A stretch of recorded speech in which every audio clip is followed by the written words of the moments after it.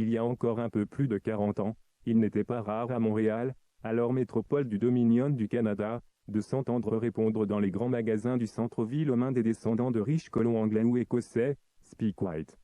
Lorsqu'un fidèle, ou un fidèle sujet francophone de Sa Majesté britannique s'adressait dans sa langue aux vendeurs. C'est dans ce contexte d'oppression coloniale constante depuis au moins la répression de l'insurrection des Patriotes de 1838 que, au cours des années 1960, ce que les colons anglais appelaient alors souvent les nègres blancs d'Amérique firent une révolution tranquille mettant le Québec sur la carte du monde, certains militants plus radicaux empruntant alors la voie de ce que le pouvoir allait dénommer le terrorisme. Révolution tranquille qui connut d'ailleurs quelques moments pas si tranquilles que cela puisque plusieurs vagues de répression se succédèrent, que la proclamation de la loi des mesures de guerre vit plusieurs centaines de personnes arrêtées, certaines d'entre elles étant ensuite traînées devant les tribunaux avec des accusations qui se révélèrent fantaisistes. C'est aussi à cette époque que les dirigeants des 3 plus grandes centrales syndicales du Québec furent mis en prison pour avoir soutenu une grève déclarée illégale. Au cours de ces années de lutte, le Québec devint la région d'Amérique du Nord ayant les lois sociales les plus progressistes et, sous cette pression constante, tout le Canada dut suivre une politique sociale et internationale relativement déconnectée de celle de son puissant voisin du Sud. Ce qui explique que le Canada ne rompit jamais ses relations diplomatiques avec Cuba et accueillit de nombreux États-Unis fuyant la conscription militaire pendant la guerre du Vietnam. Puis, comme ailleurs, vint le reflux des 30 dernières décennies de régression au point où, encore à la fin de l'année 2011, les médias et les autorités pouvaient prétendre que la page de l'exception québécoise était tournée, et que, comme dans le reste du Canada, le peuple n'existait plus ou cherchait seulement à faire des affaires ou à se trouver des jobs précaires. L'élection d'un député de gauche radicale d'origine iranienne appartenant au Parti Québec solidaire pouvait sembler n'être qu'un incident de parcours sur la voie de la normalisation à l'américaine. Pourtant, le feu couvait sous la cendre. Une série de revendications parallèles s'était succédé, allant d'une mobilisation massive contre l'OTAN et ses guerres à la dénonciation du pillage des ressources naturelles québécoises par les grandes entreprises supranationales, ce qui aboutit au lancement début 2012 du plan Nord faisant fi des droits des Amérindiens et des obligations environnementales. Voilà donc dans quel contexte, en 2012, le naturel revint au galop avec une telle force qu'on ne peut plus prétendre désormais que le peuple québécois est endormi. Depuis plus de 3 mois en effet, le Québec vit à l'heure d'un conflit où la grande majorité des étudiants et lycéens québécois s'opposent à l'augmentation des tarifs d'inscription. Un conflit qui dépasse largement cette dernière question, car il réveille et rassemble l'ensemble des revendications fragmentaires qui avaient été émises au cours de la dernière décennie par différents groupes critiques envers le système dominant l'Amérique du Nord et le monde. Des manifestations se succèdent depuis 3 mois, souvent violemment réprimées, généralement accompagnées de très nombreuses arrestations et pouvant rassembler plus de 200 000 participants pour une province comptant 7 millions d'habitants.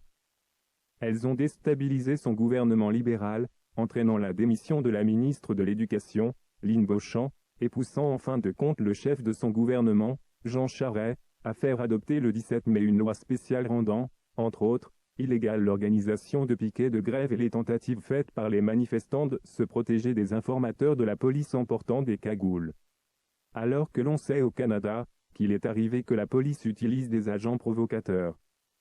La détermination dont font preuve les étudiants depuis 3 mois, les appuis divers qu'ils ont rencontrés, l'unité de leurs syndicats face aux manœuvres du pouvoir et à la violence policière ont fait que le Québec de demain ne sera de toute façon plus jamais comme avant. Les étudiants québécois s'opposent en fait frontalement à la logique néolibérale visant à transformer l'éducation et les services publics en marchandises. La décision d'augmenter de 75% les frais d'inscription ne constitue d'ailleurs, selon le gouvernement québécois lui-même, qu'une mesure de rattrapage par rapport à la norme imposée dans toute l'Amérique du Nord, dans la logique de l'OCDE, et qui doit aller beaucoup plus loin. Cette révolte, dénommée Printemps érable, rassemble des protestataires de toute origine ethnique au nom d'une vision politique de la nation se référant explicitement au mouvement populaire du monde arabe et aux grèves des étudiants anglais de 2010, des étudiants chiliens de 2011 et au mouvement Occupy Wall Street. La solidarité avec les peuples d'Europe du Sud est patente. Le mouvement reçoit l'appui des travailleurs et des classes moyennes menacées de précarisation. Selon le plus mobilisé des 3 syndicats lycéens/étudiants du Québec, la classe, coalition large de l'Association pour une solidarité syndicale étudiante, il s'agit bien du retour du peuple et d'une lutte de classe. Son carré rouge est d'ailleurs devenu rapidement le symbole du mouvement qu'on accole sur le drapeau du Québec, souvent aux côtés du drapeau des Patriotes de 1837-38 et des drapeaux rouges. Malgré un paysage médiatique quasi totalement dominé par les puissances de l'argent et dénonçant avec un mépris inouï la mobilisation en cours, un journal montréalais constatait le fond du problème: la dette des étudiants états-uniens a quintuplé au cours des derniers 12 ans pour atteindre 1000 milliards de dollars US, soit une dette moyenne par étudiant de 25 000 $. Une autre bulle spéculative donc qui attend l'économie du voisin du Sud et risque de déstabiliser encore plus l'ensemble du système financier déjà fortement ébranlé. La prolongation du mouvement québécois constitue donc une menace pour l'ensemble du rapport de force en Amérique du Nord, et constitue un signal pour les peuples d'Europe où l'on cherche là aussi à imposer aussi vite que possible des services publics au rabais et une marchandisation de l'éducation. Il s'agit donc bien d'une lutte contre le capitalisme financier, et pour beaucoup, d'une lutte contre le capitalisme tout court. On comprend dès lors les tentatives faites par le pouvoir pour criminaliser le mouvement populaire québécois. Peine perdue, l'imposition de la loi du 17 mai n'a fait que renforcer la mobilisation populaire. Même les sondages manipulés sont désormais obligés de reconnaître que cette loi rencontre l'opposition de la majorité de la population, ce dont témoigne le succès de la nouvelle manifestation de masse, le 22 mai, cette fois-ci non plus dirigée seulement pour dénoncer la contre-réforme de l'éducation, mais contre la politique de répression. À l'heure qu'il est, la mobilisation se poursuit et transforme le Québec. Source: Investigation.